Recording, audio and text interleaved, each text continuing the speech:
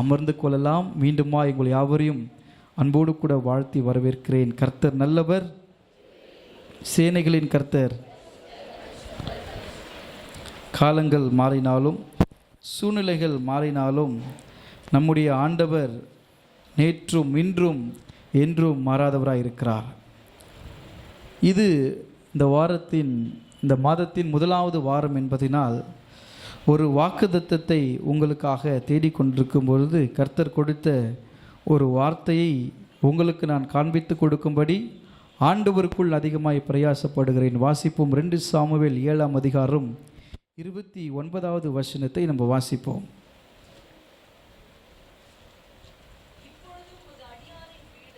இப்பொழுதும் உம்முடைய அடியாரின் வீடு உமக்கு முன்பாக இருக்கும், என்றைக்கும் உமக்கு முன்பாக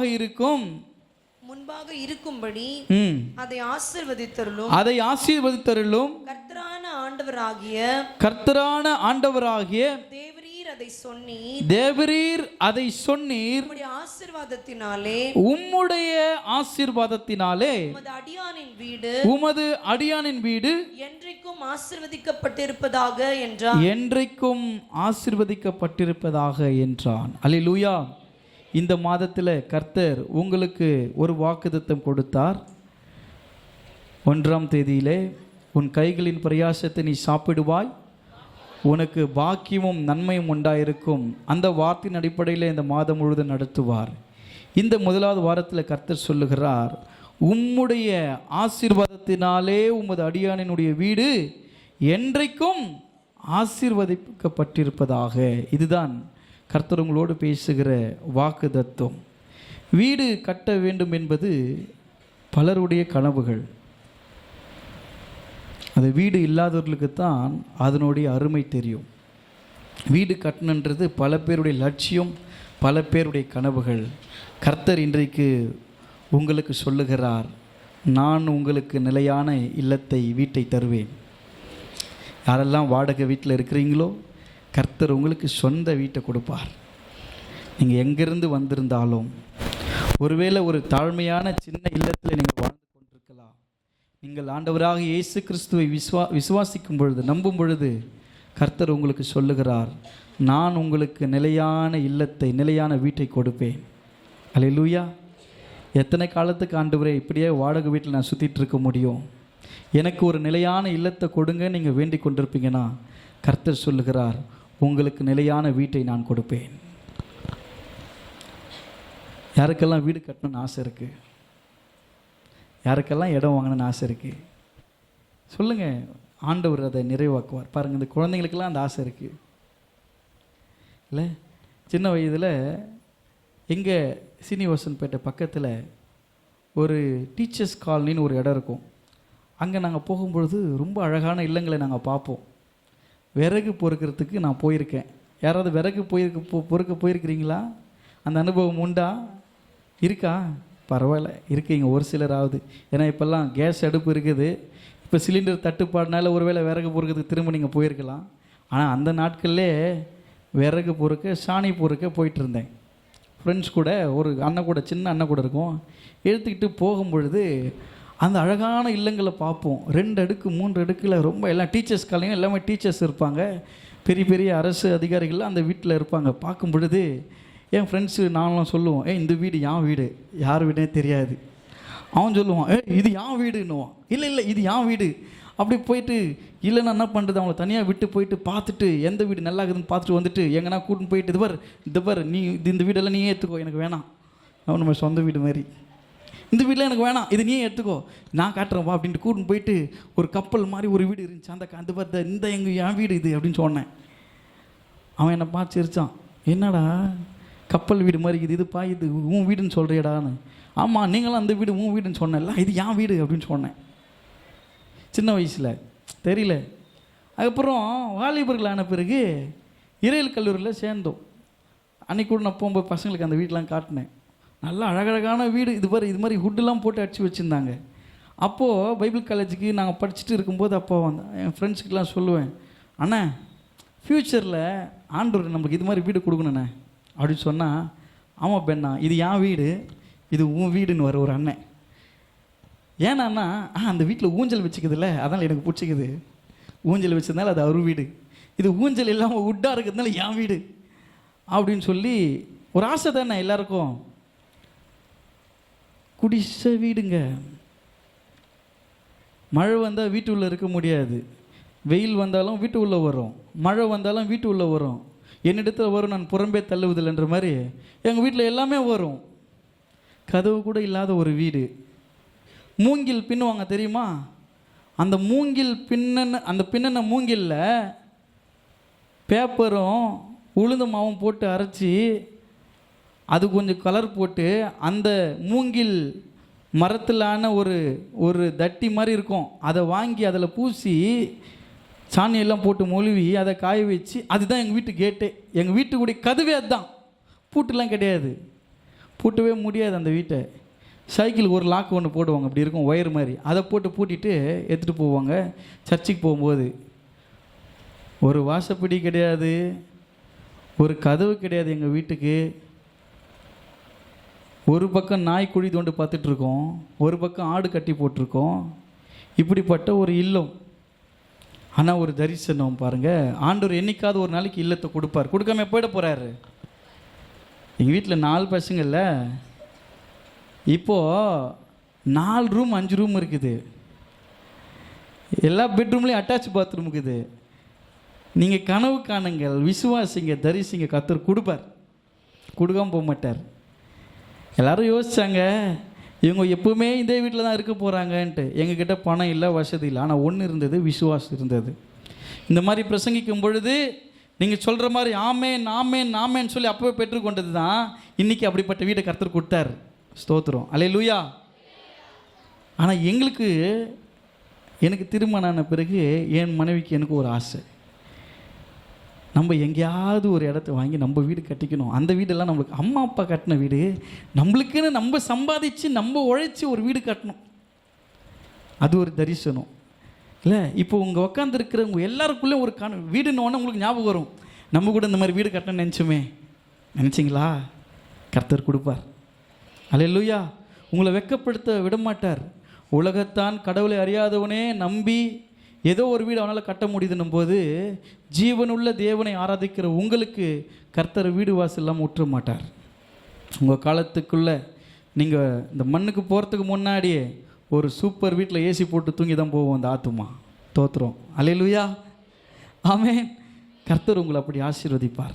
சில நேரங்களிலே கனவு கண்டு நிறைய சீட்லாம் போட்டு வீடு கட்டுறதுக்கு நம்ம சேர்த்து வைக்கிற பணம் வேறு ஏதாவது செலவாகும் பொழுது மன கஷ்டமாக இருக்கும். வீடு கட்டுறதுக்குன்னு சேர்த்தது இப்படி போயிடுச்சே. வருத்தப்பட வேண்டாம், கர்த்தர் வேறு ஒரு திட்டத்தை உங்களுக்காக வச்சிருக்கிறாரு. சீக்கிரமாக அதை செயல்பட துவங்கும்.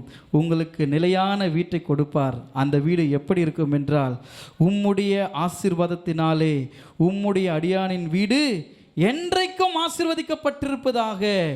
அவருடைய அடியான் என்று சொல்லப்படுகிற உங்களுடைய வீடு என்றைக்கும் ஆசீர்வதிக்கப்பட்டிருக்கிற ஒரு வீடை கொடுக்கும்படி கர்த்தர் பொறுமையாய் சில காரியங்களை உங்களுக்கு அனுமதிச்சிருக்கிறார். சில பேர் நினைக்கிற மாதிரி வீடு கட்ட முடியாது, கெட்ட வீட்டில் இருக்க முடியும். ஆனால் நீங்கள் நினைக்கிற மாதிரி, நீங்கள் நினைக்கிறதுக்கு மேலாக கர்த்தர் கொடுக்க வல்லமை உள்ளவர். ஒருவேளை நீங்கள் துவங்கி விட்டுருக்கலாம், ஒருவேளை தூங்கணும்னு நினச்சிருக்கலாம், இல்லை பாதியாக நிற்கலாம். இது அவ்வளோதான் பொழுகுது, நம்ம இப்படியே தான் போயிடணும் பொழுகுது. இல்லை பிரதர், இல்லை சிஸ்டர், கர்த்தர் சொல்கிறாரு, என் மகனே மகளே, இந்த உலகத்தில் நான் உங்களை திக்கற்றுள்ளாய் விடேன். உன் பெற்றோர் விடலாம், உடன் பிறந்தவர்கள் விடலாம், உன் உறவுகள் உன்னை விடலாம், ஆனால் நான் உன்னை ஒருபோதும் விடமாட்டேன். உனக்கு வீடு வாசலை ஏற்படுத்தி அவர்களுக்கு முன்பதாக உன் தலையை எண்ணெயால் அபிஷேகம் பண்ணி உன்னை உயர்த்துவேன். அல்லேலூயா.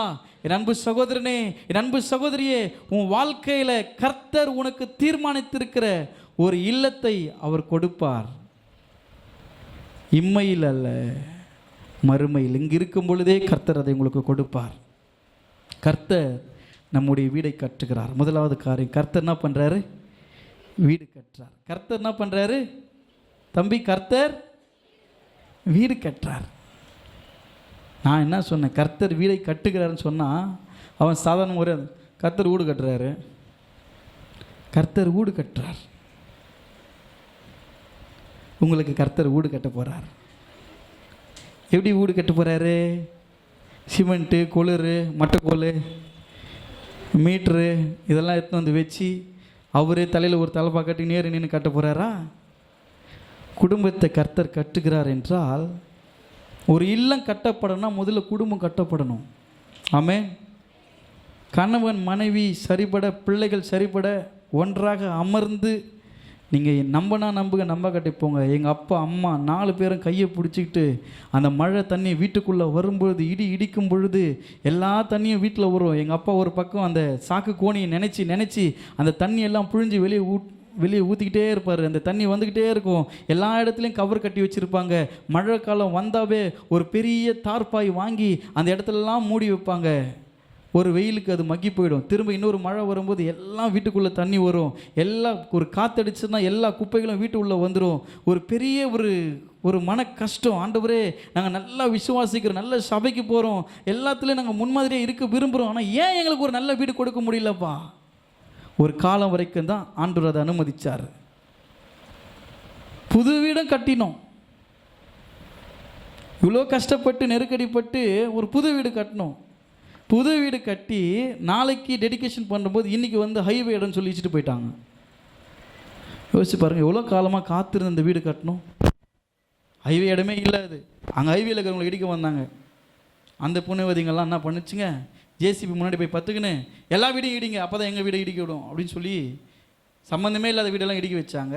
அதில் புது வீடு டெடிகேட் நாளைக்கு திறக்க போகிற வீடை இன்றைக்கி சேர்த்து இடிச்சிட்டு போயிட்டான். இவ்வளோ ஆண்டு காலம் கஷ்டப்பட்டு ஒரு வீடு கட்டணும், அந்த வீடை கூட இடிச்சிட்டாங்களே ஆண்டவரே. ஒரே அழுகை, ஒரே கஷ்டம். 1 மாதம் 2 மாதம் 3 மாதம் வீடு இல்லாமல் அங்கங்கே கேம்ப் மாதிரி அகதிகளை போல் தங்க வச்சாங்க. எங்களை ஸ்கூலுக்கு போக முடியல. எங்கேயோ ஒரு பெரிய குடோனில் தங்க வச்சுருந்தாங்க. ஒரு 10-20 குடும்பத்தை யாருமே இடம் கொடுக்கறதுக்கு முன் வரல. அந்த நாட்களில் மூர்த்தியார் அப்படின்னு சொல்லிட்டு ஒரு தலைவர் இருந்தார். அவர் வந்து போராட்டம் பண்ணார். ஒரு பெரிய போராட்டம், என் மக்களுக்கு ஏதாவது ஒரு போராட்டம். அப்போ வந்து டாக்டர் கலைஞர் வந்து முதலமைச்சராக இருக்கிறாரு. அவர் போராடின போராட்டம். அவர் சொன்னார், இந்த கொம்பு நான் எவ்வளோ தொலை தூக்கி அடிக்கணும், அவ்வளோ இடம் என் மக்களுக்கு நீங்கள் கொடுக்கணும்னு சொன்னார். அவர் தூக்கி அடித்த கொம்பு எத்தனை கிலோமீட்டருக்கு போச்சுன்னே தெரியல. அவ்வளோ இடத்தையுமே அங்கே இருந்த 20-30 ஃபேமிலி கொடுத்தாங்க பாருங்கள். கிட்டத்தட்ட ஒரு 300 பேருக்கு அந்த இடத்த கொடுத்தாங்க. அந்த விஷயத்தில் கர்த்தர் பாருங்கள், எங்களுக்கு 2 ரேஷன் கார்டு இருந்துக்குது. எங்கள் பாட்டிது ஒரு ரேஷன் கார்டு, எங்கள் அம்மாது ஒரு ரேஷன் கார்டு. ரேஷன் கார்டு அடிப்படையில் கொடுக்கும்போது எங்களுக்கு 2 இடம் வந்துச்சு. சொந்தமாக இடம் இல்லை, அது புறம்பக்கத்தில் கட்டிக்கிறேன்னு இஷ்டம் போனான். ஆண்டவர் என்ன பண்ணார், பட்டா போட்டு, கவர்மெண்ட் பட்டா போட்டு, அது இடம் போட்டு ரிஜிஸ்டர் பண்ணி, வில்சன் பாபு எங்கள் அப்பா பேருக்கு ஒரு பட்டா, எங்கள் ஆயா பேருக்கு ஒரு பட்டா. உனக்கு பட்டா இல்லாததுல என்ப்பா வீடு கட்டுற, உனக்கு பட்டா போட்டு தர, நல்லா பெருசாக கட்டிக்குப்பா. எவ்வளோ நல்ல இருப்பார் ஆண்டவர் இல்லை? எனக்குள்ள கஷ்டம், வீடு இஷ்டு போட்டாங்களே பாவிங்க, புது வீடு கட்டணும்னு இஷ்டு போயிட்டாங்களே. ஆனால் ஆண்டவர் அப்படி அல்ல. நாங்கள் முதலாவது எங்கள் குடும்பத்தை கட்டணும். எங்கள் அப்பா அம்மா எங்களுக்கு கற்றுக் கொடுத்த காரியம், கரங்களை பிடிச்சி ஜோம் பண்ணுங்க பிள்ளைங்களை. எதுவாக இருந்தாலும் சரி நீங்கள் ஜோம் பண்ணுங்க, கர்த்தருக்குள்ள உறுதியாக நிலைத்திருங்க, இந்த சூழ்நிலைகள் எல்லாம் மாறும்னு சொல்லி கொடுத்தாங்க. நாங்கள் எப்பொழுதுமே கரம் பிடிச்சி ஜோம் பண்ணுவோம். 4 பேரும் ஒன்றாக இணைந்து ஜோம் பண்ணுவோம். என் பெற்றோரோடு கூட இணைந்து ஜோம் பண்ணுவோம். அந்த ஜபம், அந்த விசுவாசம், அந்த வைராக்கியம் எங்கள் குடும்பத்தை கட்டி எழுப்பியது. ஒருவேளை நாங்கள் வசிக்கிற வீடு நல்லா இல்லாமல் இருக்கலாம், ஆனால் கர்த்தர் முதலாவது எங்கள் குடும்பத்தை கட்டினார். அதுக்கப்புறம் தான் வீடு கட்டத்துக்கு உதவி பண்ணார். அல்லேலூயா. நீங்கள் கட்டப்படாமல் உங்கள் வீடு கட்டப்படாது. மனைவி மனசு வைக்கணும், கணவனும் மனசு வைக்கணும், பிள்ளைங்களும் மனசு வைக்கணும். அப்போ தான் வீடு கட்ட முடியும். ஆளாளுக்கு ஒரு பக்கம் இழுத்துன்னு வச்சுங்களேன், வீடு கட்டவே முடியாது. கட்ட முடியும் ஒரே மனமாக ஏக சிந்தையாக கடவுளுடைய சமூகத்தில் அமர்ந்து நீங்கள் ஜெபம் பண்ணிவிட்டு அந்த வேலையை செய்யுங்க, உங்கள் வீடு கட்டப்படும். சங்கீதம் 127 1வது வசனத்தை நம்ம வாசிப்போம். கர்த்தர் வீட்டை கட்டாராகில் அதை கட்டுகிறவர்களின் பிரயாசம் விருதா. கர்த்தர் வீட்டை கட்டாராகில் அதை கட்டுகிறவர்களின் பிரயாசம் விருதா. கர்த்தர் நகரத்தை காவாராகில் காவலாளர்கள் வீழ்த்திருக்கிறது விருதா. கர்த்தர் வீடை கட்டணும். நம்மளால் நம்ம சுய பலத்தினால தான் கட்ட முடியும்னு நினைக்கிறீங்களா? நம்ம எவ்வளோ சேர்த்து வச்சாலும் செலவாயிடு போயிடுதே. நம்ம கட்ட நினைக்கிற கட்ட முடியாமல் போயிடுதே. ஒரு 6 மாதத்துக்கு முன்னே ஒரு சகோதரர் வந்தார். வந்து ஒரே ஐயா, நான் வீடு கட்ட முன் வந்தேன், ஒரு இடத்துல 40,000 ரூபாய் கொடுத்தேன். அவங்க சொன்னாங்க, உனக்கு எப்படியாவது கவர்மெண்ட் வீடு வாங்கி கொடுத்துறேன்னு சொன்னாங்க ஐயா. ஆனால் நான் போய் கேட்குறேன், எல்லார் பேரும் வந்திருக்குது, என் பேர் வரல. நீ என்கிட்ட கொடுக்கவே இல்லைன்னு சொல்கிறாரு, அவர் காசு கொடுக்கவே இல்லைன்னு சொல்லிட்டாரு ஐயா. மனசு கஷ்டமாக இருக்குது. ஆனால் 40,000 ரூபாய் நான் கொடுத்தேன் ஐயா, ஆண்டவருக்கு மட்டும்தான் தெரியும், ஜெபம் பண்ணுங்க ஐயான்னு சொன்னார். சரி ஐயா, ஜெபம் பண்ணுறேன், ஆண்டவர் உங்களுக்கு நன்மை செய்வாருன்ட்டு ரொம்ப அழுதாரு மனது உருக்கமாக. எனக்கும் கண் கலங்கி நானும் அழுது அவருக்காக ஜெபம் பண்ணேன். ஒரு 3 வாரம் கழித்து அவங்க பையனை கூட்டிகிட்டு வந்தார். வந்து பார்த்தா அவர் சொன்னார், பாஸ்டர் நான் அவர்கிட்ட போயிட்டு என் காசை திருப்பி கொடுக்கலாம், திருப்பி கொடுத்துருங்கன்னு கேட்கலான்னு போனேன். அவர் என்ன பண்ணார், நாளைக்கு ஸ்டாலின் வராரா ராணிப்பேட்டைக்கு, உங்களுக்கு வீடு அலாட் ஆகிருக்குது, நீங்கள் வந்து அதற்கான டாக்குமெண்ட்டை வாங்கிங்கன்னு சொல்லிவிட்டு எனக்கு கூட்டின்னு போயிட்டு இது கொடுத்தாங்க பாஸ்டர். அதான் வாங்கிட்டு வந்து ஃபஸ்ட்டு நீங்கள் அன்றைக்கி ஜோம் பண்ணிங்களே, நான் காசே கொடுக்கலன்னு சொன்ன ஆள் தான் இன்றைக்கி என்ன பண்ணுறாரு, டாக்குமெண்ட் ரெடி ஆகிடுச்சு, நீ வந்து அவர்கிட்ட வாங்கிக்கின்னு அவர்கிட்ட வாங்கிட்டு வந்தேன் பாஸ்டர்ன்ட்டு க்ரீன் சிக்னேச்சர் போட்டிருக்கிறாங்க, உங்களுக்கு வீடு அலாட் ஆகிருக்குதுன்னு கொடுத்துட்டாங்க. கர்த்தர் வீடை கட்டணும். உங்களுக்கான திட்டங்களை கர்த்தர் செயல்பட துவங்குவார். உங்களுடைய குடும்பங்கள் ஒருமனப்பட்டு கணவன் மனைவி பிள்ளைகளாய் இணைந்து ஒரே சிந்தையாய், ஆண்டவரே இன்றைக்கு இருக்கிற சூழ்நிலையில் நான் வீடு கட்டணுன்றது சாத்தியமில்லாதது, என் வருமானத்தை வைத்து நான் எப்படி செய்ய முடியும்? ஒருவேளை பாஸ்டர் சொல்லும்போது அது ரொம்ப சுலபமாக தெரியலாம், அவர் விசுவாசார், அவருக்கு செஞ்சுங்க, ஓகே. ஆனால் இன்னைக்கு இருக்கிற நிலைமையில், இன்னைக்கு இருக்கிற சுச்சுவேஷனில், இந்த பேண்டமிக் சுச்சுவேஷனில் நான் எப்படி ஆண்டவரை கட்ட முடியும்? இந்த வருமானத்தை வச்சு எப்படி நான் செய்ய முடியும்? என்னால் இது முடியாது நீங்கள் யோசிங்கன்னா கர்த்தர் சொல்கிறார், உங்களால் முடியாது, என்னால் முடியும். அல்லேலூயா. உங்கள் வாழ்க்கையில் கர்த்தர் அதை செயல்பட துவங்க செய்வார். கர்த்தர் வீட்டை கட்டாராகில் அதை கட்டுவதின் பிரயாசம் விருதாக இருக்கும். நான் பிரயாசப்படணும். யாரெல்லாம் பிரயாசப்படுறீங்க? நீங்கள் பிரயாசப்படுறது தெரியுமா? ஆசைப்படுங்கன்றார். பிரயாசப்படணும். பிரயாசப்பட்டால் போதும், அவர் செய்வார். நம்புறீங்களா? முதல் முறையாக நம்மளுக்கு ஏதாவது கிளை சபை ஊழியம் இருக்குதா? எனக்கு இந்த சபையில் அப்போது வந்து சார்ஜ் எடுத்துகிட்டு ஒரு 2 வாரம் 3 வாரம் இருக்கும். வினீத்கிட்ட, தம்பி நம்மளுக்கு எங்கன்னா கிளை ஊழியம் நடக்குது. ஆமாம் பாஸ்டர், இங்கே புண்ணையில் நடக்குது. யாரெல்லாம் போவீங்க? இல்லை முதல்ல எல்லாம் ஆட்டோவில் கும்பலாக போயிட்டு இருந்தோம் பாஸ்டர், அதுக்கப்புறம் எல்லாம் வந்து குறைஞ்சி எல்லாம் நானும் பாஸ்டர் மட்டும் நடத்திட்டு போவோம் பாஸ்டர். எந்த இடத்துல? வா கூப்பிட்டு போனோம். பேண்ட் எடுத்து 2 பேர் போனோம். அன்றைக்கி அந்த வீட்டு மாடியில் அன்புல்லா சிஸ்டரும் திலகா சிஸ்டரும் மட்டும்தான் இருந்தாங்களே. பிள்ளைங்க கூட அன்றைக்கி இருந்தாங்களே, எனக்கு ஞாபகம் இல்லை. ஒரே ஒரு இந்த பவியா மட்டும்தான் இருந்துச்சு நினைக்கிறேன். 3 பேர் 4 பேர் தான் அந்த இடத்துல உட்காந்துட்டு இருந்தோம். அன்றைக்கி அப்போஸ்தலர் 3ஆம் அதிகாரத்தில் ஒரு பிரசங்கம் பண்ணேன். என்னன்னா, ஒரு சப்பானியான மனுஷன் தாயின் வயிற்றிலேருந்து பிறகு சப்பானியாக இருந்தான். அந்த பிரசங்கம் பண்ணேன், எனக்கு நல்லா ஞாபகம் இருக்குது. அன்றைக்கி சிஸ்டர்கிட்ட பேசும்போது ஒரு விஷயத்தை நான் சொல்கிறேன், சிஸ்டர் இன்னும் 2 வருஷம் 3 வருஷம் தான் இருக்குத்தாக்குள்ளே எப்படியாவது இடம் வாங்கிடலாம் சிஸ்டர், சர்ச்சு கட்டலாம் சிஸ்டர் அப்படின்னு. இல்லை, நிறைய ட்ரை பண்ணி பார்த்தோம், அந்த இடத்துலாம் சுற்றி பார்த்தோம், யாருமே இடமே கொடுக்க மாட்டுறாங்க. நீங்கள் பாருங்கள், எனக்கு என்ன தெரியும்னு நினைக்கிறீங்க? எனக்கு ஒன்றுமே தெரியாது, சும்மா அப்படி அடிச்சு விட்டோம் பாருங்க. கடவுள் பிரயாசப்பட சொன்னார், அவ்வளோதான். நீ வந்து பிரயாசப்படுப்பா, எனக்கு ஒரே ஒரு ஹெல்ப் பண்ணுங்க சிஸ்டர். இந்த மேலே பிள்ளைங்க ஏறி வர்றது ரொம்ப கஷ்டம். ஏன்னா நாங்கள் ஊழியம் பண்ண இடத்துல அப்படி தான், ஒரு வீட்டுக்குள்ளே வந்து படிக்கட்டு மேலே பிள்ளைங்க வர்றது கஷ்டம். வீட்டு வாசலில் வச்சு நடத்தலாமா, எனக்கு ஹெல்ப் பண்ணுறீங்களான்னு கேட்டேன்.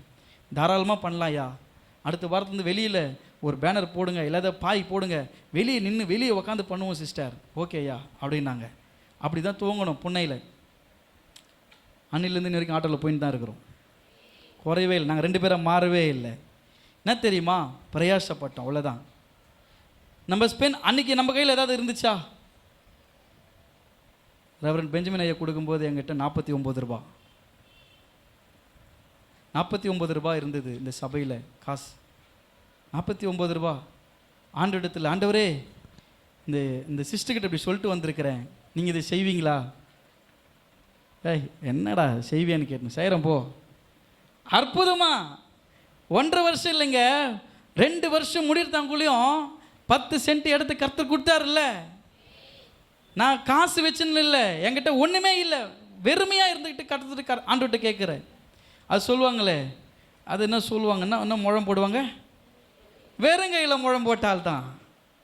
வெறும் கையில் முழம் போட்டேங்க நான். நீங்கள் உங்களுக்கு நடக்காதுன்னு நினைக்காதீங்க. வெறும் கையில் முழம் போட்ட ஆண்டவர்கிட்ட, சாமி இந்த இடத்துல 27 வருஷம் 30 வருஷமாக ஊழி நடந்துட்டு இருக்குது. இந்த 2 குடும்பம் தனியாக மேலே உட்காந்து ஆராதனை பண்ணுறதுக்கு இந்த இடத்துக்கு ஊழியத்துக்கு நாங்கள் வரல. எத்தனையோ பரிசுத்தவான்கள், எத்தனையோ பேர் இந்த இடத்துல தியாகமாய் அடி வாங்கி, உத வாங்கி, திட்டு வாங்கி ஊழியம் பண்ணியிருக்கிறாங்க. எனக்கு ஒரு வைராக்கியம், நான் இங்கிருந்து போகிறத்தாக்குள்ளேயும் இங்கே இடம் வாங்கணும், ஆலயத்தை கட்டணும் ஆண்டவரே. பிரயாசம் மட்டும்தான் பட்டோம், ஜெபிக்க மட்டும்தான் சொன்னோம். நீங்கள் ஜெபம் பண்ணீங்க, பிரயாசப்பட்டீங்க. கர்த்தர் 2 வருஷத்தில் அந்த 10 சென்ட் இடத்த கொடுத்தா, ரிஜிஸ்டர் பண்ணி இன்னைக்கு இந்திய சுவிசேஷ திருச்சபை பேரில் அது இருக்கிறது. அதுக்கு அடுத்து 9ஆம் தேதி அடிக்கல் நாட்ட போகுது.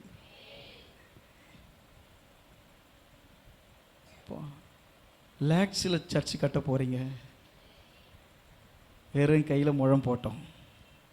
நம்மக்கிட்ட ஒன்று தான் என்ன இருக்குது?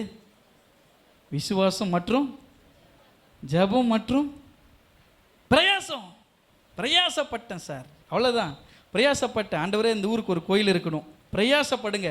வீடு கட்டணும், பிரயாசப்படுங்க. ஐயா, கஷ்டப்படாதீங்க, பிரயாசப்படுங்க, கர்த்தர் செய்வார். நீ ஆசைப்பட்டினா போதும், அவர் செய்வார். புன்னைக்கு செய்யாமல் போயிட்டாரா என்ன? நம்ம பெருசாக எதுவும் கொடுக்கவே இல்லை. 8,50,000 ரூபாய், ஒரு சென்ட் 85,000. பேராயருடைய இடத்துல கர்த்தர் பேசினார். பேராயர் இடத்துல கர்த்தர் பேசினார். திரும்ப ஆலயம் கட்டணும் பொழுது, ஆண்டவரே, என் சபையில் இருக்கிற சூழ்நிலைகள் உமக்கு தெரியும், என் மக்கள் ரொம்ப எளிமையானவர்கள், கர்த்தருக்காக பிரயாசப்படுவாங்க, கொடுக்கணும்னு நினைக்கிறேன், அவங்ககிட்ட ஒன்றுமே இல்லையா ஆண்டவரே அப்படின்னு ஜெபிக்கும் பொழுது, டாக்குமெண்ட்டு பேராயர்கிட்ட ஒப்படைக்கும்போது, டாக்குமெண்ட்டு கொடுக்கும்போது பேராயர் சொல்லிட்டாங்க, பாஸ்டர் தம்பி, உங்களுக்கு மதுரவாயல் திருச்சபையிலேருந்து ஆலயத்தை கட்டுறதுக்கு நான் ஜெபம் பண்ணி அவங்ககிட்ட சொல்லியிருக்கிறேன், அவங்கள பார்த்து பேசுங்க. நாங்கள் அன்னைக்கு சாயந்தரமே மதுரவாயலுக்கு போயிட்டேன். நான் நம்மளாம் போங்க. இங்கே ஆண்டு விழா முடிச்சுட்டு இங்கே பாஸ்டர் மனோஜ் வந்தார் பாருங்க. மனோஜுடைய சபைக்கு அடிக்கல் நாட்டு விழா, அது அரும்பாக்கம் ஏரியா. அவர் என்னுடைய தம்பி, அவர் என்ன அன்போடு கூட நீங்கள் அடிக்கல் வைக்கணும் வாங்க, பேராயர்லாம் வராங்க அழைச்சதுனால போனால் அங்கே அருள்மோகன் பாஸ்டர் வந்துட்டார். எனக்கு ஒரே சந்தோஷம். பிஷப்பும் வந்தாங்க. பார்த்துட்டு, என்ன காலையில் சொன்னேன், காலையில் அந்த ஆண்டு விழாவில் இருக்கிற சாந்தம், அதான் உங்களுக்கு இங்கே வந்துட்டு இருக்கிற அப்படின்னாங்க. இல்லை, அவ்வளோ ஆசையான இது கட்டணும். பேசுனீங்களா அருள்மோகன்? வந்தவொடனே பேசிட்டேன்க்கா, வந்தவொடனே பேசிட்டேன். அவர்கிட்ட வந்தவொடனே பேசிட்டேன். ஐயா, இந்த மாதிரி பேராயர் வந்தாங்க, இன்றைக்கி பார்த்தாங்க. ஆமாப்பா, பேராயர் என்கிட்ட சொல்லியிருக்கிறாங்க, நானும் மூப்பரெட்டெலாம் பேசிட்டேன், எல்லாம் ஓகே சொல்லிட்டாங்க, நாங்கள் இன்னும் 2 வாரத்தில் அங்கே வந்து பார்க்குறேன்னு சொன்னாங்க. 2 வாரத்தில் வந்து பார்த்தாங்க. கர்த்தருடைய பிள்ளைகளே, நீங்கள் விசுவாசத்தில் வளர்றதுக்காக இந்த சாட்சி உங்ககிட்ட சொல்கிறேன். நான் வெறும் கையில் முழம் போட்டேன், பிரயாசப்பட்டேன், விசுவாசித்தேன், ஜெபம் பண்ணோம். நீங்கள் ஜெபம் பண்ணீங்க, விசுவாசிங்க. கர்த்தர் இன்னைக்கு அந்த இடத்துல ஆலயத்தை கட்ட போகிறார். அல்லேலூயா. உங்கள் வாழ்க்கையில் உங்கள் குடும்பம் கட்டப்படணுமா? நீங்கள் ஒரு இல்லம் கட்டணுமா? அது வெறும் கனவாக மாறாது. இல்லை, கலைஞரின் கனவு இல்லம், நான் சொல்கிறேன், கர்த்தரின் கனவு இல்லம் உங்கள் வாழ்க்கையில் உண்டாகும். யார் கட்டித்தராங்களோ, இயேசு உங்களுக்கு கட்டுவார். நீங்கள் குடும்பத்தை முதல்ல கட்டுங்க, குடும்பத்தில் ஒன்றா இருங்க, கர்த்தர் உங்கள் வீட்டை கட்டுவார். 2 சாமுவேல் 7ஆம் அதிகாரம் 11வது வசனத்தை நம்ம வாசிப்போம்.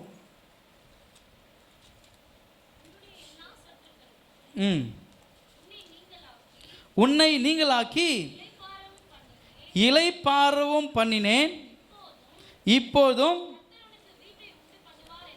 கர்த்தர் உனக்கு வீட்டை உண்டு பண்ணுவார் என்பதை கர்த்தர் உனக்கு அறிவிக்கிறார். என் அன்பு சகோதரனே, நீ இளைப்பாறுவதற்கு கர்த்தர் உனக்கு ஒரு வீட்டை உண்டு பண்ணுவார் என்று கர்த்தர் சொல்லுகிறார். அல்லேலூயா. அப்படி நிம்மதியாக வந்து சலை சாய்க்கிறதுக்கு இடம் இல்லையா? சாஞ்ச உடனே எப்படா வாடகை கொடுக்கணும் தானே தோணுது. ஆண்டவர் சொல்கிறாரு, நீ தலை சாய்க்க, நீ இளைப்பாற, உனக்கென்று ஒரு இல்லத்தை, ஒரு வீட்டை கர்த்தர் உனக்கு கொடுப்பார். அல்லேலூயா. வீடு தேடி கடவுள் கொடுப்பார். நீங்கள் பிரயாசப்படுங்க, ஆண்டவர்கிட்ட கேளுங்க. அந்த 27வது வசனத்தை நம்ம வாசிப்போம். 7:27. இவர் என்னங்க, யாருங்க இவர் சொல்கிறார் பாருங்க, உனக்கு நான் வீடு கட்டுவேன் என்று. இது யார் சொல்கிறது? நீ நல்லா நீங்கள் அதை கூர்ந்து கவனிங்க. உனக்கு வீடு கட்டுவேன் என்று இஸ்ரவேலின் தேவனாகிய சேனைகளின் கர்த்தராயிருக்கிற நீர் உமது அடியானின் செவிக்கு வெளிப்படுத்தினீர். ஆகையால் உம்மை நோக்கி இந்த விண்ணப்பத்தை செய்ய உமது அடியானுக்கு மனதைரியம் கிடைத்தது. அல்லேலூயா. நீங்கள் பிரயாசப்படுங்க, கர்த்தர் உங்களுக்கு இல்லத்தை கொடுப்பார். அவர் சொல்கிறார் பாருங்க, உனக்கு வீடை கட்டுவேன் என்று இஸ்ரவேலின் தேவனாகி கர்த்தர் சொல்லுகிறார். பக்கத்தில் கை குத்து சொல்லுங்க, உனக்கு வீடு கர்த்தர் கட்ட போறாரு. சந்தோஷமா சொல்லுங்க, அதையும் முறைச்சிட்டே சொல்றேன், கர்த்தர் உனக்கு வீடு கட்ட போறாரு பிரதர். பக்கத்தில் சொல்லுங்க பிரதர், ராஜேஷ் பிரதருக்கு சொல்லுங்க, எல்லாருக்கும் சொல்லுங்க, சிஸ்டர் அவங்களுக்கு சொல்லுங்க, டிலிராணி சிஸ்டர் சொல்லுங்க, கர்த்தர் உங்களுக்கு வீடு கட்ட போறாரு. இஸ்ரவேலின் தேவனாகி கர்த்தர் சொல்லுகிறார், உனக்கு வீடு கட்ட போகிறார். அல்லேலூயா. கர்த்தர் உங்களுக்கு இல்லத்தை கொடுப்பார். நீங்கள் சோர்ந்து போகாதீங்க, வெக்கப்பட்டு போக மாட்டீங்க. கர்த்தர் உங்கள் தலையை உயர்த்துவார். 1 சாமுவேல் 25ஆம் அதிகாரம் 8வது வசனத்தை நம்ம வாசிப்போம்.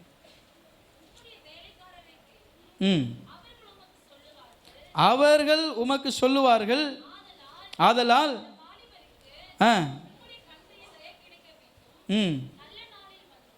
நல்ல நாளில் வந்தோம், உம்முடைய கைக்கு 1 சாமுவேல் 25:28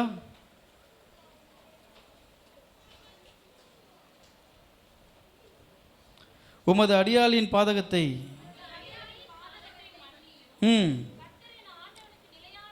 கர்த்தர் என் ஆண்டவனுக்கு நிலையான வீட்டை நிச்சயமாய் கட்டுவார். என் ஆண்டவன் கர்த்தருடைய யுத்தங்களை நடத்துகிறவராமே, நீ உயிரோடு இருக்கும் நாளில் ஒரு பொல்லாப்பும் உம்மிலே காணப்படாது இருப்பதாக. ஒரு தவறும் செய்யாமல் கர்த்தருக்கு உத்தமமாய் நம்ம நடக்கும் பொழுது, அவருக்காய் நீங்கள் நிற்கும் பொழுது, உங்களுக்கு கர்த்தர் வீட்டை கட்டுவார். அல்லேலூயா. உங்கள் முகத்தில் எப்போதும் இந்த சந்தோஷம் இருந்துக்கிட்டே இருக்கணும். நீங்கள் பிரயாசப்படுங்க, கர்த்தர் உங்களுக்கு வீட்டை கொடுப்பார். 2வது, அவர் வீடு கட்டுறார். 2வது, கர்த்தர் நம் வீட்டை காக்கிறார். நம்ம வீட்டை கர்த்தர் என்ன பண்ணுறாரு? காக்கிறார். நம்ம வீட்டில் கர்த்தர் வீட்டை காக்கிறாரா, இல்லை நாய்க்கு கட்டி வச்சுக்கிறீங்களா?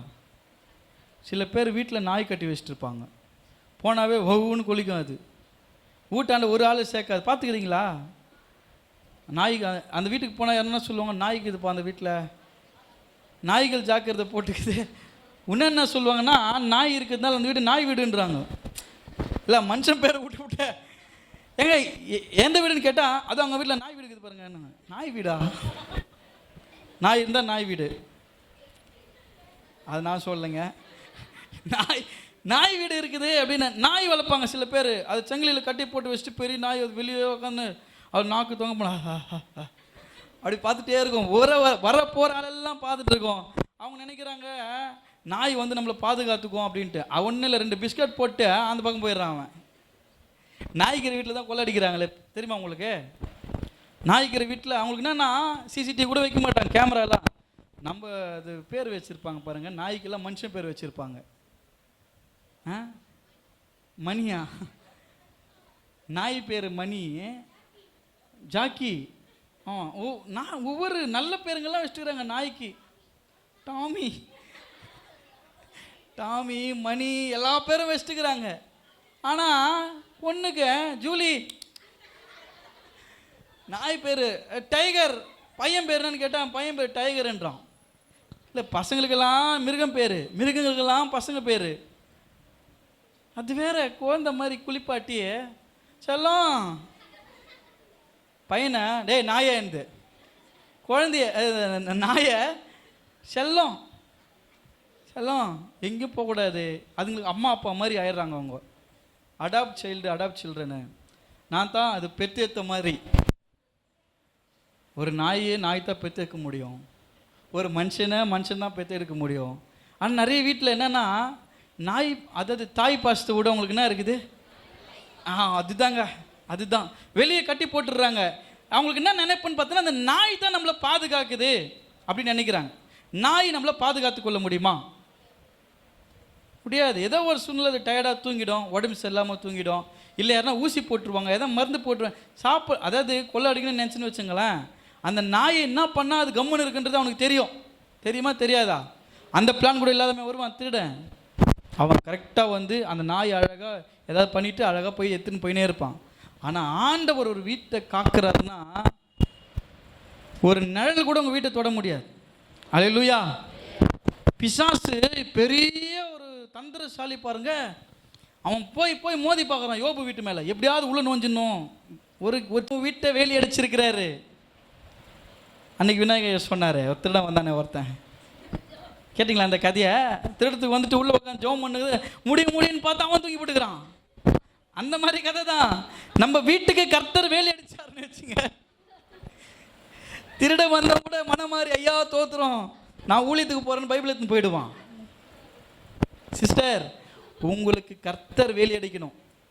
உங்கள் வீட்டுக்கு யார் வேலி அடிக்கணும்?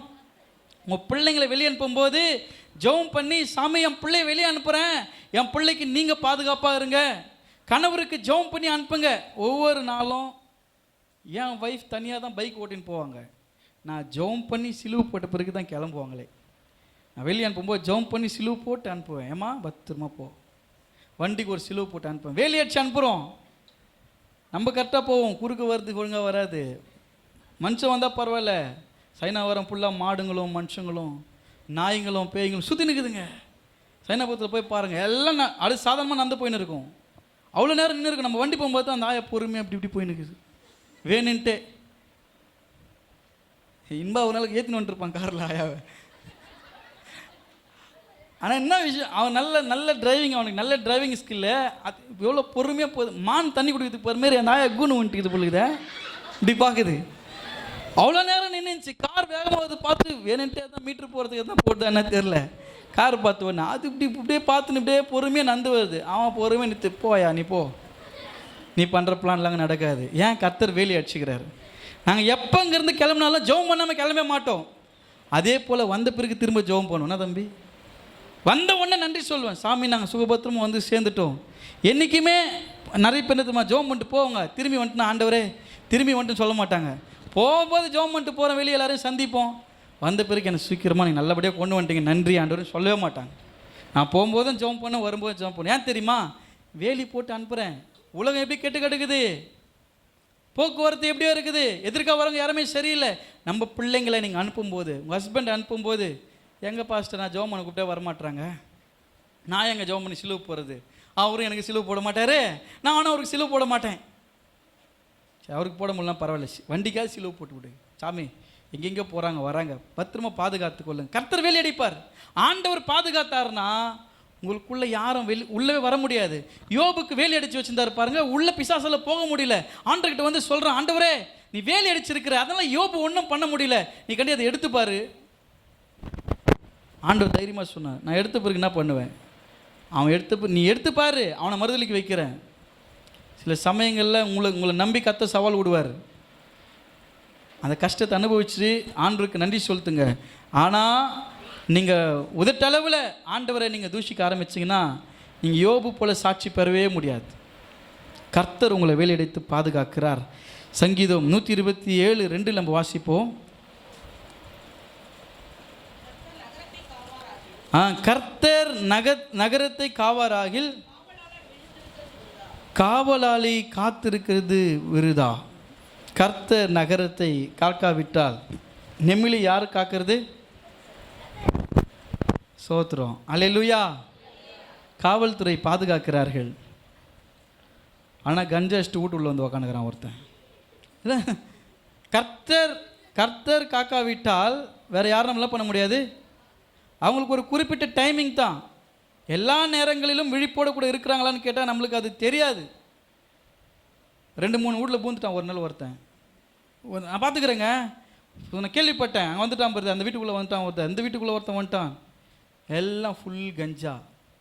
ஆண்டு நம்மளை பாதுகாத்தினால்தான் வந்துட்டு ஓடிவிட்டான். தோத்துறோம் இல்லை? உள்ளே வர முடிஞ்சிச்சா? உள்ளே வந்திருந்தானா அவன் எப்படி வந்தானோ அப்படியே தான் நின்றுக்கணும். நீங்கள் போன்னு சொல்கிற வரைக்கும் அப்படியே தான் நின்றுக்கணும் ஆடிக்கின்னு. போடா நீ போ, நீ வெளியே தள்ள தான் போகும். அப்படி ஆண்டவர் என்ன பண்ணுவார் தெரியுமா? அவங்க வீட்டு அப்படியே ப்ரீஸாக நின்றுவானுங்க. உங்களை கர்த்தர் பாதுகாக்கிறார். நகரத்தை யார் பாதுகாக்கிறது? தமிழ்நாட்டை யார் பாதுகாக்கிறது? யார் தம்பி பாதுகாக்கிறது? யார் பாதுகாக்கிறது? தங்கம் யார் பாதுகாக்கிறது? சிங்கம். தங்கம் யார் பாதுகாக்கிறது? கர்த்தர் பாதுகாக்கிறார் நகரத்தை. ராணிப்பேட்டை கர்த்தர் பாதுகாக்கிறார். அவர் கண்ணை இஸ்ரவேலை காக்கிற தேவன் உறங்குவதும் இல்லை தூங்குவதும் இல்லை. அவர் தூங்கினா என்ன ஆகுறது நம்ம நிலைமை? நம்ம உக்காந்த மணிக்கே தூங்குறோம். ஆமாவா இல்லையா? சாஞ்சாடு அம்மா சாஞ்சாடு இல்லை, உட்கார்ந்தபடியே உறங்கி விழுந்து கொண்டிருக்கிறோமே. ஏன் ஆண்டவர் உறங்கி விழுந்தா என்ன ஆகுறது ஐயா? அம்மா, அவர் இஸ்ரவேலை காக்கிறவர், உறங்குவதும் இல்லை தூங்குவதும் இல்லை. எல்லா நாளும் நம்மளை பாதுகாக்கிற தேவனாக இருக்கிறார். சங்கீதம் 125:2 நம்ம வாசிப்போம்.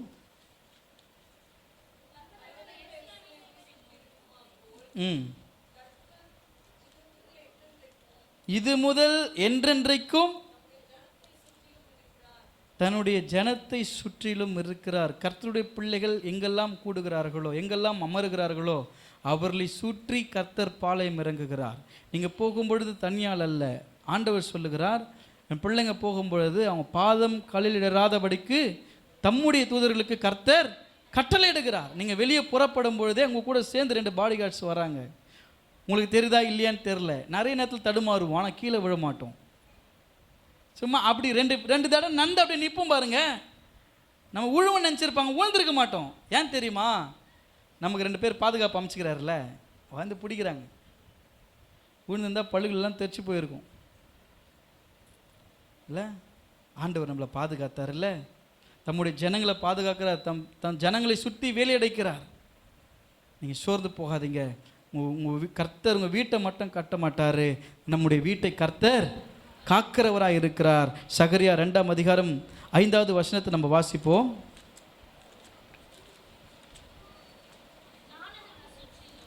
நான் அதற்கு சுற்றிலும் அக்கினி மதிலாய் இருந்து அதன் நடுவில் மகிமையாக இருப்பேன் என்று கர்த்தர் சொல்லுகிறார். உன் வீட்டை சுற்றிலும் கர்த்தர் மகிமையான மதிலாக இருந்து கர்த்தர் உன் குடும்பத்தை காப்பார். சில சமயங்களில் வெளியில் இருக்கிறவர்கள் பொறாமை நிமித்தம், போட்டி நிமித்தம் உங்ககிட்ட சண்டை போடணும்னு வெறியோடு வருவாங்க. ஆனால் உங்கள் வீட்டு வாசல் மெரிச்ச உடனே அப்படியே கோபமும் வருங்க, அப்படியே முகத்தில் சிரிப்பு வந்துடும். ஏன் தெரியுமா? கர்த்தர் உங்கள் வீட்டில் வாசமாக இருக்கிறதுனால அந்த வாசப்பீடி மெச்ச உடனே அதுக்கு என்ன ஆயிடுது? கோபமாக ஒரு ஆள் கூட எப்படி இருக்கிறாங்க? நான் உன்னை ஒரு வழி பண்ணிடலான்னு தான் வந்தேன் சொல்லுவாங்க. பார்த்துக்கிறீங்களா? அந்த மாதிரி ஆளுங்க பார்த்துக்கிட்டு மீட் பண்ணிக்கிறீங்களா? ஏன் நான் மீட் பண்ணிக்கிறேன், எங்கள் அத்தை நான் மீட் பண்ணிக்கிறேன். அண்ணே, உன்னை ஒரு வழி பண்ணலாம் தான் வந்தேன், ஆனால் இன்னவோ பண்ணி வச்சுக்கிறோம். உங்கள் வீட்டுக்குள்ளே கால் வச்ச உடனே எப்படி இருக்கிறீங்க, அண்ணன் எப்படி இருக்காரு, அப்படி எப்படி மாறிடுச்சு? அது ஏன் மாறிச்சு? கர்த்தர் இருக்கிறார் சார். நீங்கள் சொல்ல மாட்டீங்க. யூபிஎஸ்க்கு வந்த குழந்தை கர்த்தர் பேச வைக்கிறார் பாருங்க.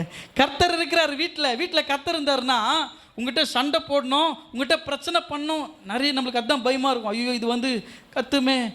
ஆனால் கத்த வேண்டிய ஆள் உங்ககிட்ட ஏன் தெரியுமா சாந்தமாக நம்மளுக்குன்னா இது ஏன் இன்னைக்கு இப்படி பேசிட்டு போகுது? சில பேர் நல்ல விதமாக பேச நமக்கு டவுட் வரும். இது மாதிரி பேசுகிற ஆள் கிடையாது, ஆனால் வந்து சைலண்ட்டாக பேசிட்டு போகுது. ஏன் தெரியுமா? கர்த்தர் உன் குடும்பத்தை, உன் பிள்ளைங்களை பாதுகாக்கிறாரு. எந்த துஷ்ட கிரியைகள், துஷ்ட மனிதர்கள் உன்னை குற்றப்படுத்த நினைக்கிற யாராக இருந்தாலும் உன் வீட்டு வாசப்படி மெரிக்கும் போது உன்னை குற்றப்படுத்த முடியாது. உனக்கு அரணான பட்டணமாய் உன் அலங்கத்துக்குள்ளே சமாதானம், அரண்மனைக்குள்ளே சுகமும் தங்கியிருக்கும். ஏன்னா கர்த்தர் உங்களை பாதுகாக்கிறார், கர்த்தர் உங்களை ப்ரொடெக்ட் பண்ணுறார், உங்கள் குடும்பத்தை கர்த்தர் காக்கிறார். எத்தனை பேர் அதை விசுவாசிக்கிறீங்க? பக்கத்தில் கேட்க சொல்லுங்கள், கர்த்தர் உங்கள் குடும்பத்தை காக்கிறார். அல்லேலூயா. 3வது காரியம், கர்த்தர் நம்முடைய வீட்டை கவனிக்கிறார். கர்த்தர் என்ன பண்ணுறார்? வீட்டை கவனிக்கிறார். புருஷன் கவனிக்காமல் இருக்கலாம், பொண்டாட்டி கவனிக்காமல் இருக்கலாம், பிள்ளைங்க கவனிக்காமல் இருக்கலாம். நம்மளுக்கு அது என்ன பிரச்சனையே? இவர் எங்களை கவனிக்கவே மாட்டுறாரு. அவர் சொல்லுவார், இவன் என்னை கவனிக்கவே மாட்டுறாளே, பூனே கவனிக்கிறாளே, பூனே கவனிச்சுன்னுக்கிறாரு, என்னை கவனிக்க மாட்டுறாரு. அப்போ பிள்ளைங்க அந்த பசங்க எங்கே கவனிக்கவே மாட்டுது. இப்போ கூட நிறைய பேர் கவனிக்க மாட்டீங்க சர்ச்சில் பசங்கத்தை. ஆமாம் தானே? ஒரு சிலருக்கு புரிஞ்சிச்சு, சிரிக்கிறாங்க. கவனிக்கணுன்றதுன்னா தெரியுமா? அதாவது நம்ம மேலே எப்போதுமே ஒரு கேர் பண்ணுற ஒரு குணம். எப்பவுமே நம்ம மேலே கேராக இருக்கிறவங்க என்ன தெரியுமா? எதனா ஒன்றா மனசில் நினச்சது கூட கொண்டு வந்து கொடுப்பாங்க பாருங்கள். இன்றைக்கி தான் சாப்பிட்ணுன்னு நினச்சேன் பிரதர், அது எப்படி நீங்கள் கரெக்டாக எடுத்துன்னு வந்துட்டீங்க? எனக்கு அப்படி ஒரு சகோதரர் நெமிலில் இருக்கிறார். நான் நினைக்கிறதுலாம் சாப்பிட கொடுப்பாரு, நான் நினைக்கிறதுக்கெல்லாம் கூட்டு. அது எப்படி தெரியுமா? நினச்ச உடனே அது கிடைக்கும், நினச்ச உடனே அது நமக்கு நடக்கும். ஏன் தெரியுமா? கர்த்தர் உங்கள் கூட இருக்கிறார். கர்த்தர் உங்களை கவனிக்கிறாருன்னா உங்களை கேர் பண்ணுறாரு. ஆண்டவர் உங்களை கேர் பண்ணிக்கிறாரு. கவனிக்கிறது என்ன தெரியுதுங்களா உங்களுக்கு? இந்த கவனிப்பு இல்லை. சார் சொல்லிட்டு போவார், எனக்கு கொஞ்சம் கவனிச்சுட்டு போப்பா, அந்த கவனிப்பு இல்லை. இவர் கவனிக்கிறது வேறு மாதிரி கவனிப்பார்.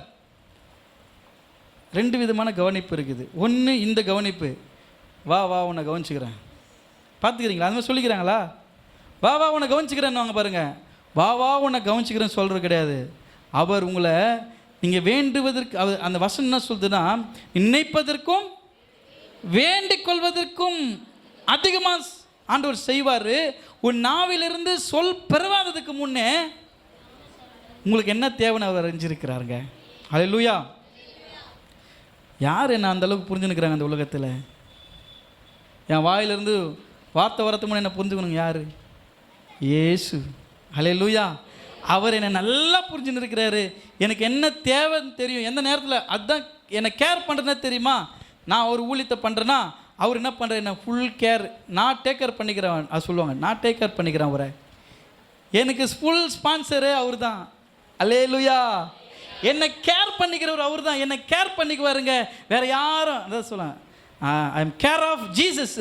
என்னை நான் யாரை கேர் பண்ணிருக்கிறேன்? என்ன ஜீசஸ் என்னை கேரியன் பண்ணுகிறேன், வேறு யாரும் என்னை கேர் பண்ண முடியாது. நம்ம கேர் பண்ணுறோன்னு நினைக்கிறவங்களாம் கேர்லெஸ்ஸாக விட்டுருவான், கேர்லெஸ்ஸாக விட்டுருவா. ஆனால் இயேசு என்னை கேர்லெஸ்ஸாக விட மாட்டார், என்னை கேர் பண்ணுவார். அல்லேலூயா. அதுதான் கவனிக்கிறது. உங்களை அப்படி கவனிப்பார். நம்ம வீட்டுக்கு யாருன்னா வந்தால் விருந்தாளி கவனிக்கிற அது சொல்லுவாங்கள்ல, நம்ம கவனிக்கிற கவனிப்பு அவங்க மறக்கவே கூடாது. அந்த மாதிரி கவனிச்சு அனுப்பணும். நம்ம வீட்டு விருந்து சொல்லுவாங்க, பார்த்துக்கிறீங்களா? அந்த மாதிரி யாருன்னா கவனிச்சு அனுப்பிச்சிக்கிறீங்களா? ஐயோ போட்டு அனுப்பிச்சாங்க பாருங்க, நான் மறக்கவே முடியாதுங்க.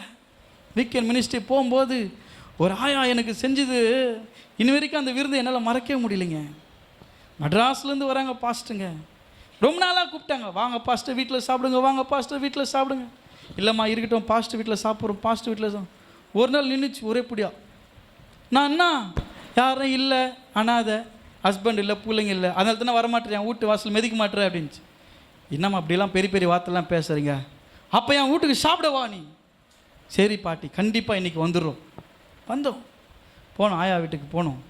சாயந்தரம் நாங்கள் வரேன்ட்டு அந்த அம்மா இன்னும் அழகாக சாணியெல்லாம் போட்டு வீடு மொழுவி சும்மா கம கம கம கமானுக்குது சாணி.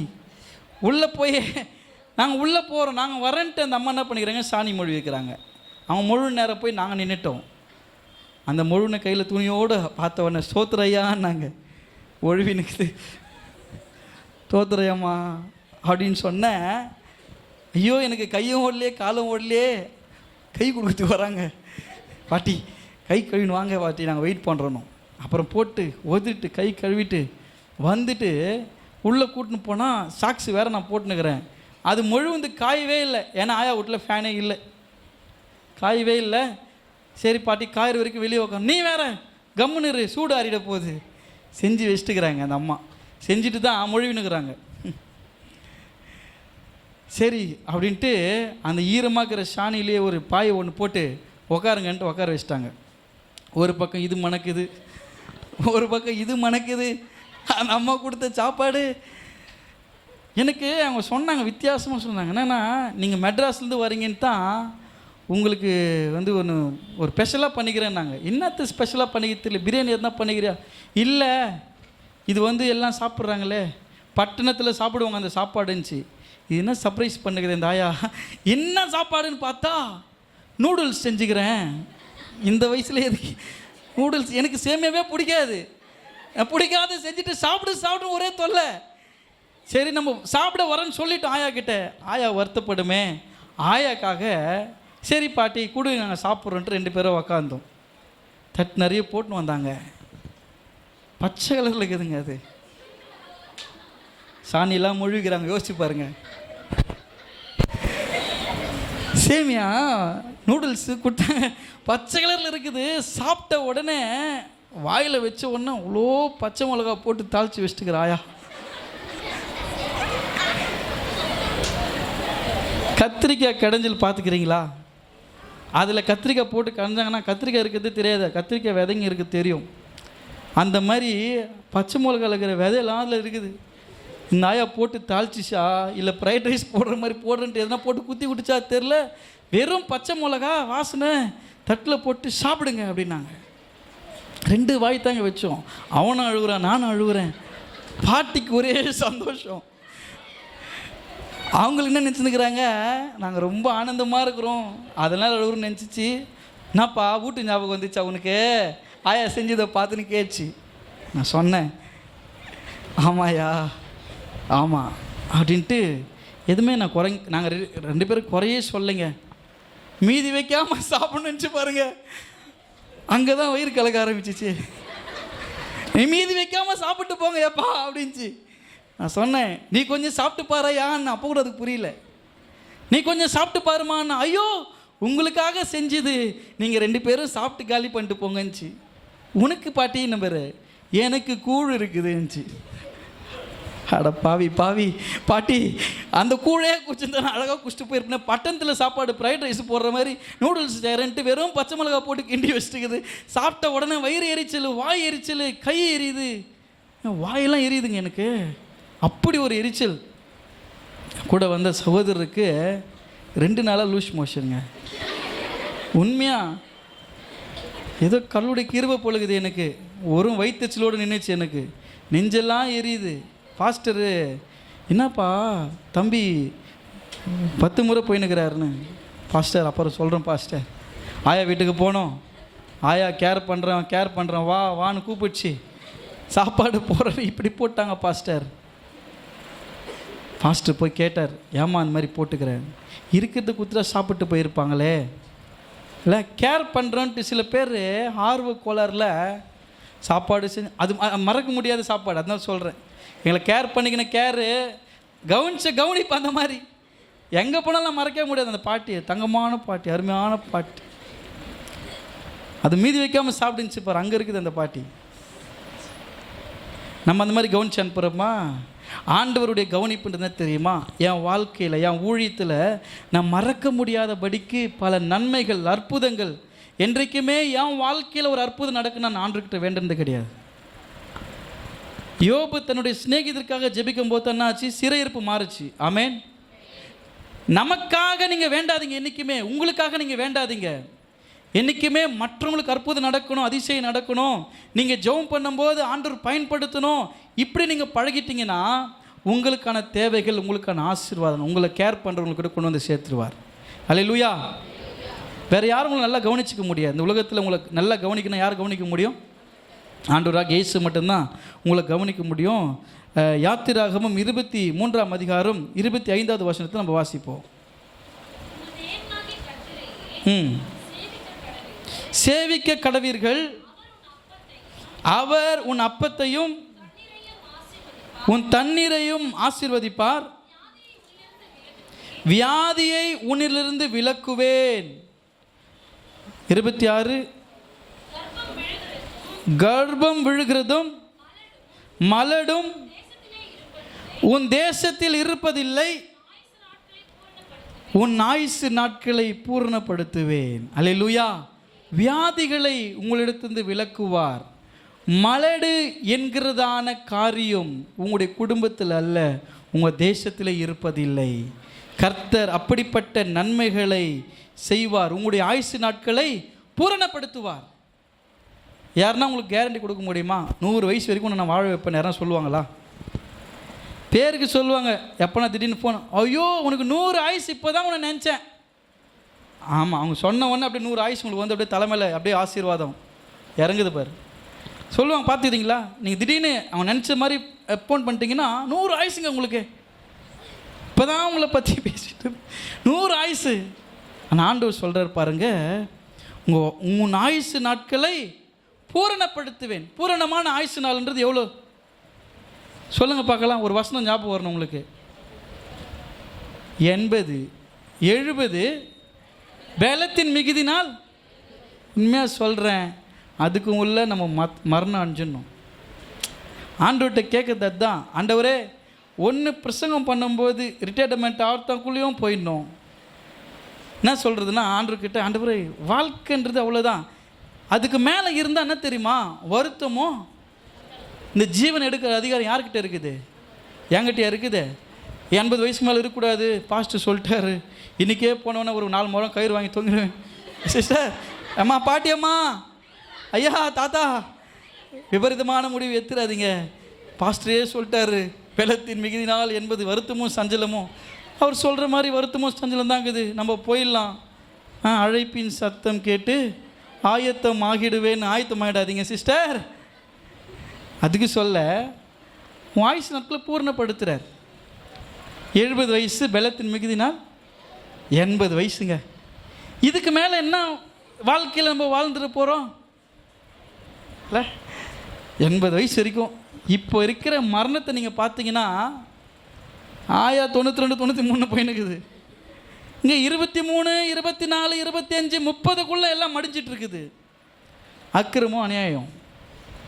ஆண்டவர் சொல்கிறார் 70, 80 பெலத்தின் மிகுதினால் அவ்வளோதான். 80 அதுக்கு மேலே இருந்தால் சஞ்சலம், வாழ்க்கையில் போராட்டம், எதுவுமே கேர் பண்ணிக்காது நம்மளை.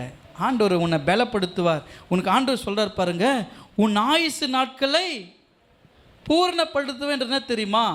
பூர்ணமான வயசு வரைக்கும் உன்னை சந்தோஷமாக சமாதானமாக நான் நடத்துவேன்.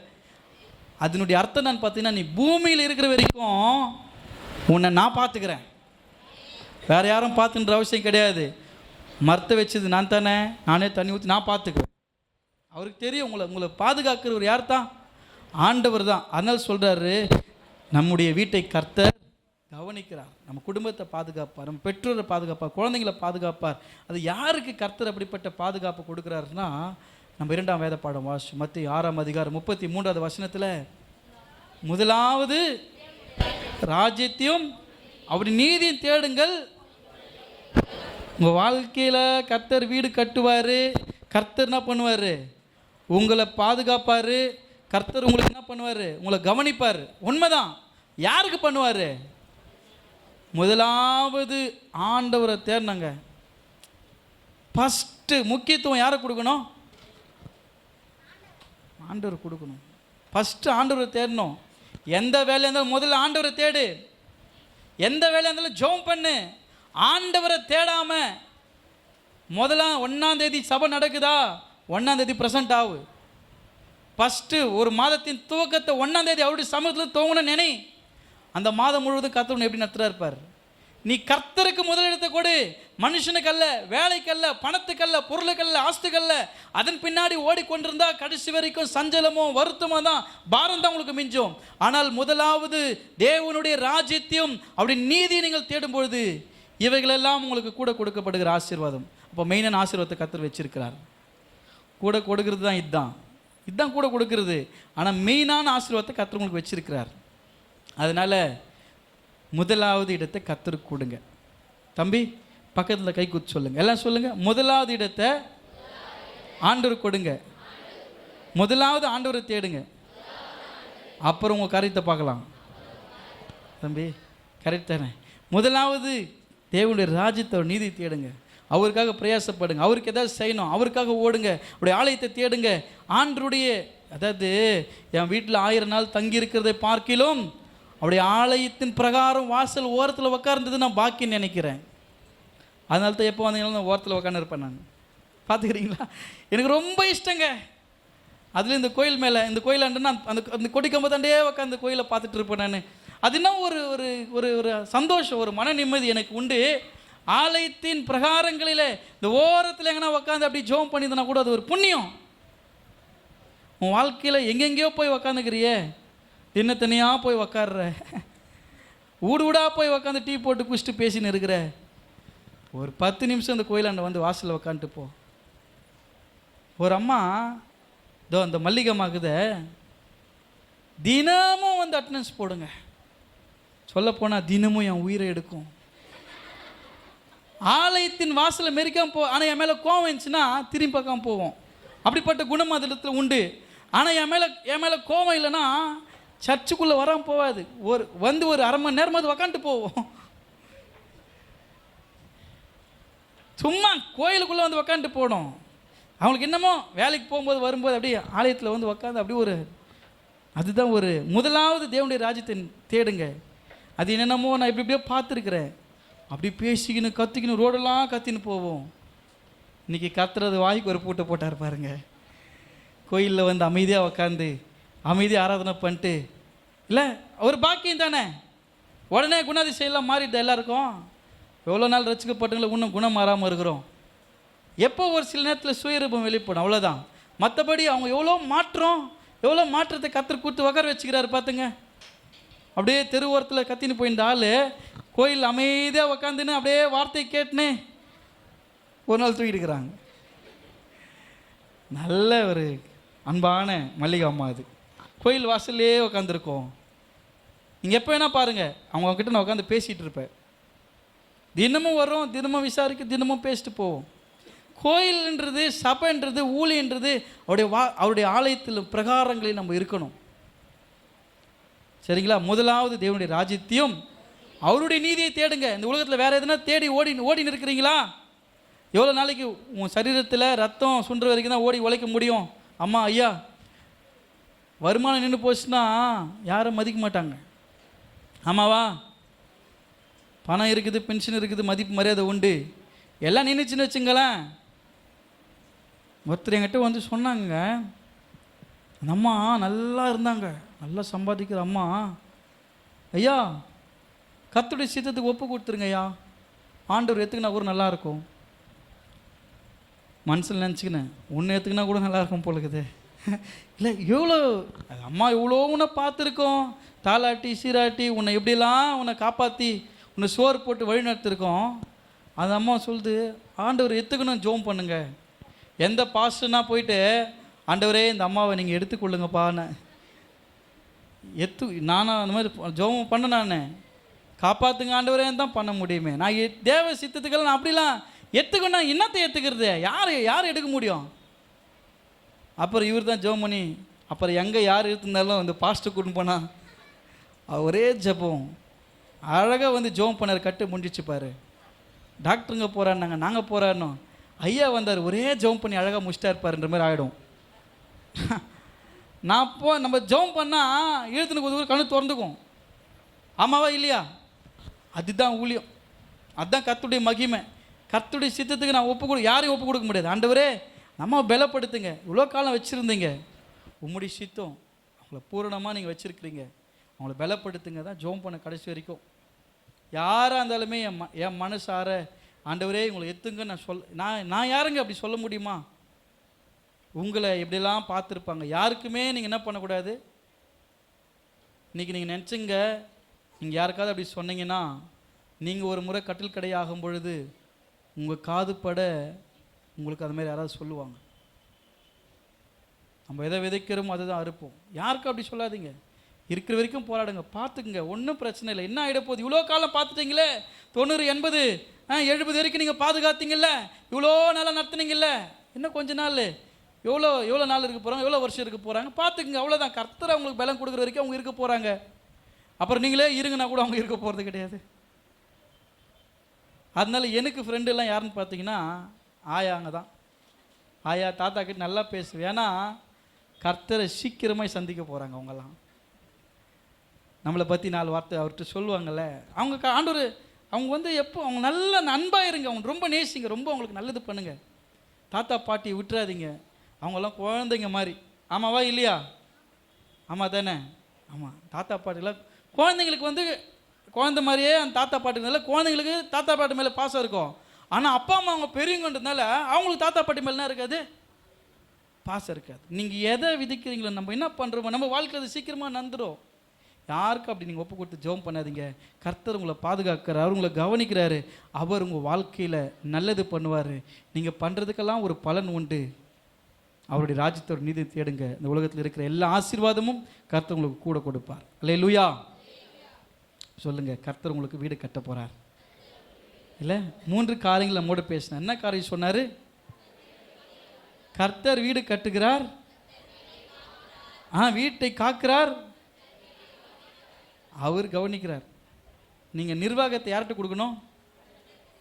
நீங்கள் நிர்வாகம் பண்ணீங்கன்னா எப்பவுமே ஒரு வீட்டில் வந்து பார்த்தீங்கன்னா வைஃப் சம்பாதிச்சா கூட நிர்வாகம் யார் பண்ணுவாங்க? ஆம்பளை பண்ணுவாங்க. சில வீட்டில்